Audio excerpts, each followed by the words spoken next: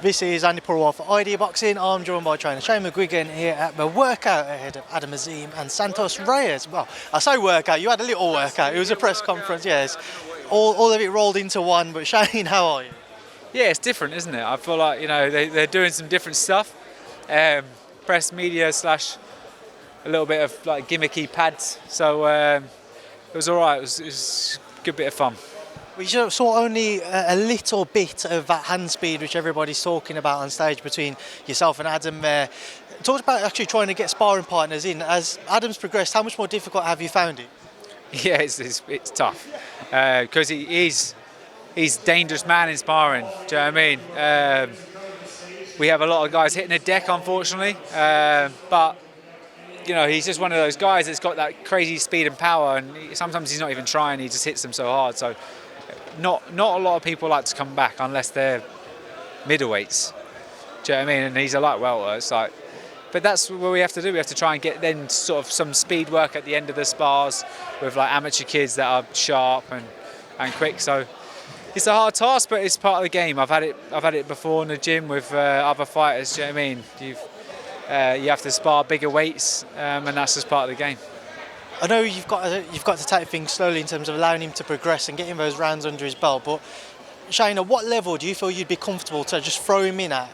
Would you say he's a European level ready fighter now? Would you say he's just beneath world level? Where would you actually rank his ability? Yeah, I'd have no problems putting him against Anthony Igit or for a European title right now. The only thing we're lacking is rounds, and he's one of those fighters like. I don't think he's going to get many rounds. That's just the way it is. We're going to get the rounds in sparring. We have to fly in some decent people from South America and stuff like that. Hardened guys, maybe even some Americans that are Tex-Mex and people like that. Guys that are just that are durable. I have to go and make my phone call to Robert Garcia, like I've done plenty of times in the past, and get some of his lads to come over because that's the level that you're going to need to come over and spar because. Some of the guys over here just aren't tough enough. Is Santos Reyes tough enough? But I don't think so. I don't think it's going to be like a one round, as soon as he hits him, sort of jobby. I might go 3-4, but I just think, he's hitting you with 8-ounce gloves and he's hitting you repetitively. He's repeatedly hitting you, sorry. I just think he's just going to bust up, maybe even to the body. What are you hoping to see from Adam then in that short space of time in the ringer game that we haven't seen so far? I don't think we're going to see something, I don't think it's going to be tested that way. Look, this guy's, he's decent. I think he's going to try and box them back foot. He'll probably try and get through some rounds. So it's going to be up to Adam to track. But as soon as he starts throwing shots at Adam, I think he'll open himself up to getting countered. And that's where we'll see. But look, most guys from Nicaragua are tough and they're durable and they don't lie down. So that's why we've gone for this opponent. Shane, at what point then, if you can't get the right opponent to give Adam the rounds, do you just say, we've got to throw him in there? That's what we're going to do. Yeah, that's what we're not going to be able to get them, I don't think. We've got a decent step up in the next one. Should be announced quite soon. We obviously don't want to go into this fight announcing another one. But it should be probably announced middle of next week, maybe end of next week. And people, will say, all right, that's a decent, very good opponent. And that's what we're going to have to do with him. Step up I'm not going to start throwing shade on other fighters in the UK. Someone like Ray Moy that didn't take the fight, but he had some family stuff going on and he had another fight scheduled. But you only get one shot at this because he's going to just bypass this level. So if you don't take it, we're going to just move on. And I feel like, we want to get a European ranking in this next fight, and that's what we're going to go and do. I saw people mention the potential Kaisee Benjamin fight to try and draw a comparison with how he performs and how Dalton Smith performed. Has that been discussed internally? Yeah, potentially. Yeah, it's like, but I feel like there's also better fights out there. Guys that have had better wins. Kaisee Benjamin's known for pushing Dalton Smith reasonably hard when he had a bit of an off night. It's not necessarily like he hasn't had any like marquee wins. Do you know what I mean? And I thought if we get certain guys that have been in there with even better opposition, that's where we want to get to. We want to start building his name off other people, not just Dalton Smith. Obviously, you got Hassan Azim, Adam's brother, returning as well. Shane, does Hassan enjoy slightly going under the radar because all of the spotlight's on his brother, or does it ever frustrate him? I don't think so. I mean, it's a question for him, but I mean, he's probably had it his whole life. Adam started before him. Adam was always even, very successful. Hassan's had a lot of success in the amateurs. He's a very talented guy, and he's very good. Like, he is very good. He's just not ready to push on to 8, 10. He needs to build his engine. He needs to have a few more acid tests and just do it. Just do it gradually.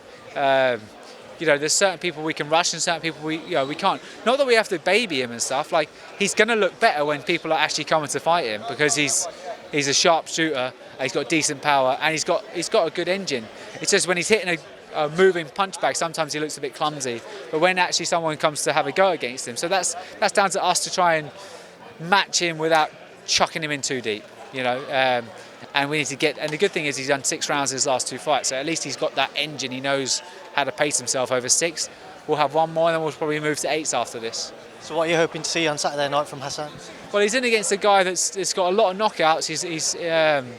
He's dangerous, but he's also been stopped a few times as well. So hopefully we can get a stoppage. But he's just got to be wary when he is landing his shots, and if he does hurt the guy, he's got to be still switched on, knowing what's coming back, because he gets a bit gung-ho sometimes. But this is why we want this more of a live opponent, guy that's quite heavy-handed, going to keep him on his toes and give him some proper valuable lessons.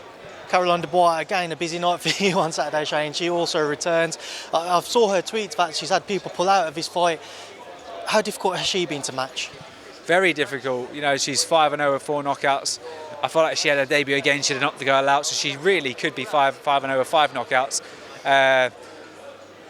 And I can't even get sparring partners for her. I genuinely can't. I can't get girls to come over and spar. There's one reliable girl that comes over and spars. The rest of them don't.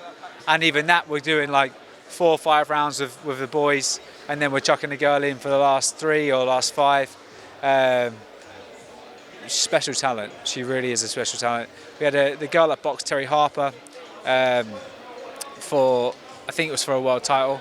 Argentinian girl. She was scheduled to box, which was the original one, and then there was a girl that was 5 or 6-0, Argentinian, ranked number 7 in the world at super featherweight. She agreed to fight, then she declined it. So then we got left with the Tanzanian girl. So and she's been over in these shores before. She went 6 rounds with Natasha Jonas. She got stopped by Chantel, I think, and maybe even Terry Harper as well. So it's about doing a good job. Obviously, you can't really compare. You don't want to be constantly comparing people, but it's just about doing a good job, executing the game plan, and building on the momentum that she's had before. But we're going to try and get her out again in March and maybe April. And I wanted to fight for a title in the summer. When we look at that world scene, I know you've spoken openly about how you feel that she'd be ready to face somebody like a Katie Taylor now. There's so many potential fights in and around that way. Obviously, we know Taylor Serrano 2 is happening in May. But you've got the likes of Michaela Mayer there, who she's spoken about in the past. How far off do you think we might see Caroline against one of those world level fighters? I think she's ready to fight them now. I just feel like her brand's not quite ready. She needs to have more experience. She needs to be seen more in acid tests, and you can't just. Most of these fighters are ready 2 or 3 fights before they actually challenge for a title. They just need that building block. They need that brand. They need that sort of semi-marquee name before they go up. But obviously Katie's not necessarily in the twilight of her career, but she's done so much in the boxing world that she's not going to go and box a 5-0 prospect in Caroline Dubois. She's going to want the marquee names like Amanda Serrano, who she's got, which is great. But it's sort of people like Sandy Ryan and Chantel and people like that. Those are the people I believe that Caroline's going to box. We'll probably be. But we also want to fight for a lightweight title. Hopefully, one can become vacant, or we'll see. See what goes on in the next 12 months. Liam Paro, Robbie Davies Jr. announced for Liverpool. Big opportunity for Robbie. He will go in as an underdog. How difficult of a task at hand is that for him? Very difficult task. It's a big ask. He's come off a good win. Liam Paro as well. He's a sharp southpaw, decent puncher as well.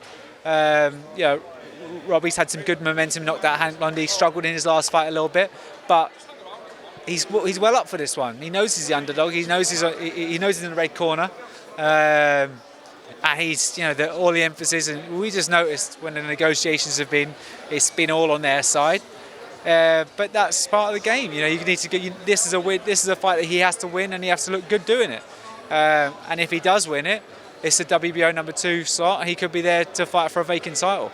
Is this kind of make or bust now for Robbie? If he loses, where does he go, or has he not been thinking about that? I don't know. It's a question he has to answer. But yeah, I think a loss at this level, I don't think he wants to go back to British level and stuff like that. I don't think he wants to go there. He's done it. He's done the British, Commonwealth, and European. He's done it the traditional way. So yeah, he wants to fight for a world title. That's it. That's his next aim. Shane, just away from the gym, just a few other topics. Somebody who used to work with you, Lawrence Okolie, has come out, so you've split, but now he's teamed up with Sugar Hill Steward. Just walk me through your parting of ways and your thoughts on his link up with Sugar. Yeah, well, look, as I said in a few other interviews, he moved to Dubai. He can only do a certain amount of days in the UK. He wanted to drag me across to a training camp for 5-6 weeks. That wasn't ever going to be feasible for me. I've got talent in the gym. I've got a busy stable. I've just had a child as well, 5-month-old. So that was never going to be an option for me. He's moved and given up his UK residency. So that was a decision that he decided to make. Whether he thought I was going to jump ship or not to go and work with him out there, maybe. But that you can't necessarily be bigger than a gym. And if you are, you're going to have to be bringing in some AJ money, some proper capital. So I wish him all the best. He's not linked up with a slouch. He's linked up with a good trainer, and I hope their styles work together and blend quite well. It was an interesting move because a lot of people have suggested how will they fare when Lawrence eventually moves up to heavyweight. Obviously, Sugar working with Tyson on that front as well. What will be your thoughts as he progresses and how Lawrence will fare up at heavyweight working with somebody like Sugar? Lawrence is effectively a heavyweight. He always has been. He goes up to 106, 107 kilos in between fights. He gets very heavy. And I've always said to him, I think your style blends better to heavyweights when he spars. They're just a little bit slower. He gets shots off, and they're not afraid to get hit, so they don't get that awkward smothering that he tends to happen when he fights. So, but whether he'll have he's so much more physically stronger at cruiserweight. Whether he'll have the same attributes when he goes up to heavyweight, I'm not necessarily too sure. These guys walking you down like a Martin Okolie walking you down, or Big Dan Dubois, who I've seen him do plenty of rounds with. Lawrence is too quick for him for 3-4 rounds, but then when Dan's size comes in, it's a telling factor. So, but he's sharp, and he's got a very good engine, and he's got decent power. So, I'm sure if he's matched well, he'll do well. You mentioned Anthony Joshua earlier on as well. We know he's going to be facing Jermaine Franklin come April 1st. Your thoughts on that as his comeback? Great fight. Don't think it's going to go more than 4 or 5 rounds. I feel like when you put your combinations together with Franklin, he falls apart. I've seen it in the gym with Daniel. He's great when you do pot shots and stay on the singles, but when you start putting your combinations together and back him up, he starts to wilt a little bit. He's very tough, but that fight against Dillian Whyte flattered him. I don't think it was the best Dillian Whyte, and I think AJ will be far too strong and far too sharp for him. And just a final one, Shane, we're waiting news as to what happens next week. Ben, we expect to see him reinstated into the WBC rankings. Speaking to Shane McGuigan, speaking to Eddie Hearn last week, he suggested that Manny Pacquiao talks have taken place. Any interest on your behalf, Ben, Manny Pacquiao? No, not really. I was like, you don't get a washed-up Manny Pacquiao. It's a bit. That's not for me, to be honest. Plenty of great fighters that have been former champions there still for him to box. Do you know what I mean? Why doesn't he get someone like Ugas or, I think he'll knock Ugas out. He's got some great opponents out there for him. But he wants the biggest names, the most amount of money. So yeah, that's their journey. They do what they want. Right, O'Shane, I know Q's form behind me, so it's a pleasure as always. The intern has to go back to work now, so thank you for speaking to me. No, I said this. I said, what's going on, Rob? Because Rob's here. I said, like, why aren't you doing the interviews? But maybe that's just a testament to how great your interviews are and how terrible his are. So, Well, I wish you'd have said that to him, man. well, he can listen to it. All right, cheers, Shane. Cheers, Andy. Thanks, mate.